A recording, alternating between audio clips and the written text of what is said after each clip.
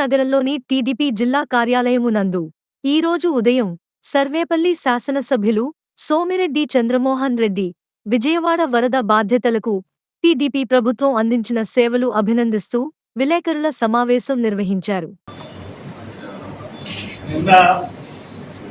బాధితులకి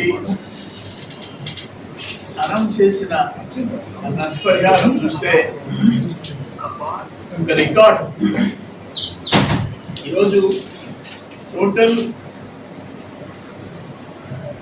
claims reported 9,988 claims 71,54,54 లక్షలు decide చేశారు.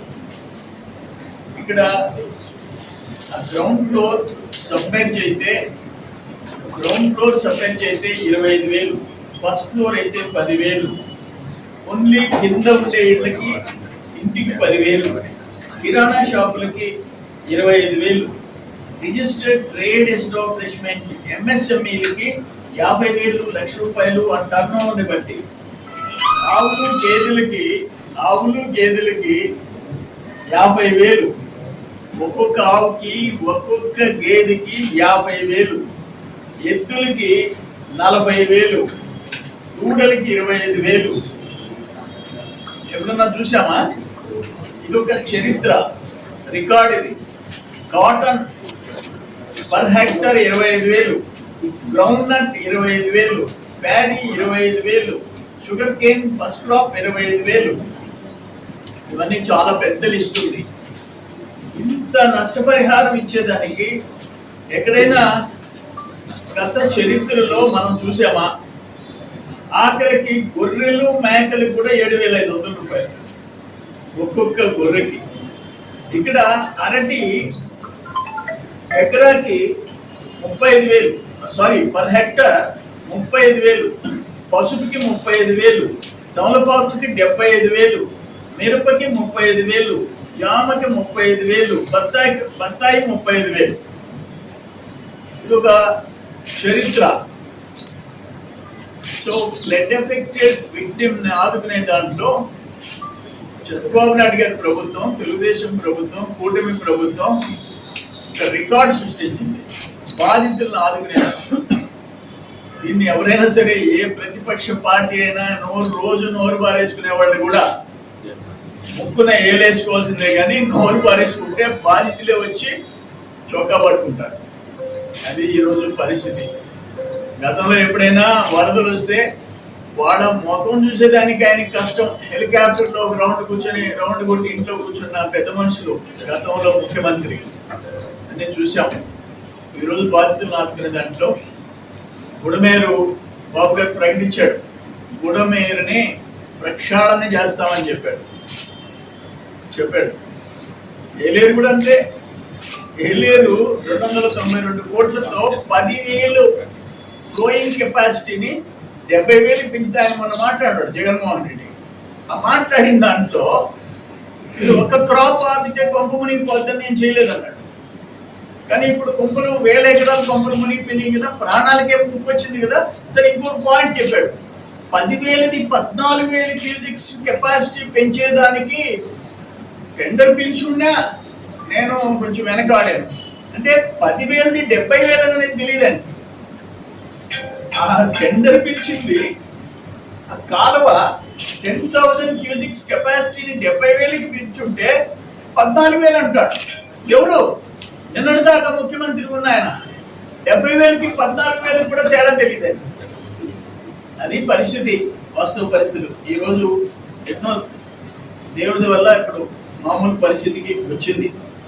రెండో ఇంపార్టెంట్ పాయింట్ ఏంటంటే, జిల్లా విషయానికి వచ్చేటప్పటికి జూలై 27 నాటికి 9.6 టీఎంసీలు సోమశిల, కండలేరులో 6.19 టీఎంసీలు ఉన్నాయి, అరౌండ్ 15 టీఎంసీలు ఉన్నాయి జూలై 27కి.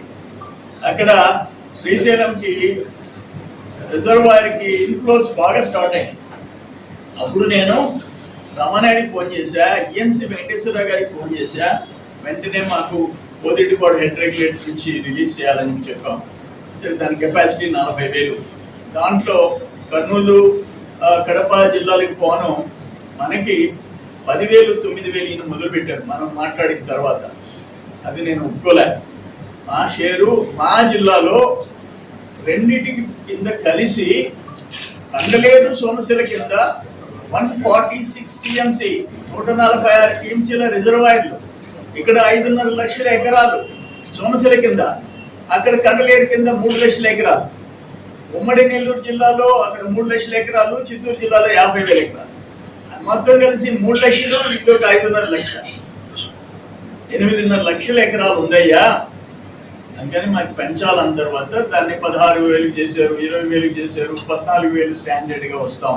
ఇప్పుడు కండలేరికి కూడా 10,000 రిలీజ్ చేస్తున్నాం. ఇప్పుడు రెండు కలిపి ఇది ఒక 51 టీఎంసీ అయింది,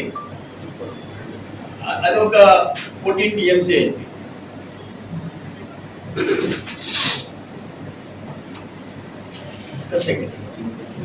రెండు కలిసి 65 టీఎంసీలు, రెండు కలిసి 65 టీఎంసీలు ఉంటాయి.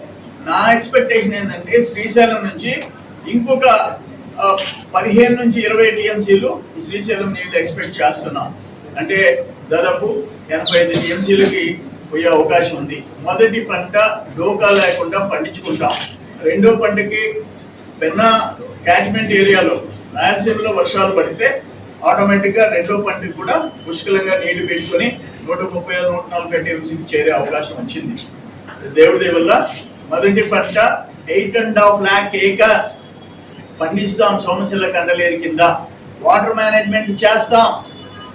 ఇప్పుడు ఓఎన్ఎం ఆపరేషన్ అండ్ మెయింటెనెన్స్ రాత్రి కూడా నిమ్మల రామానాయుడు గారికి ఫోన్ చేసి, అయ్యా మేము అక్టోబర్లో నీళ్లు వదులుతాము నార్లకి, తొందరగా ఓఎన్ఎం శాంక్షన్ చేయమని చెప్పారు. తొందరగా చేస్తారు.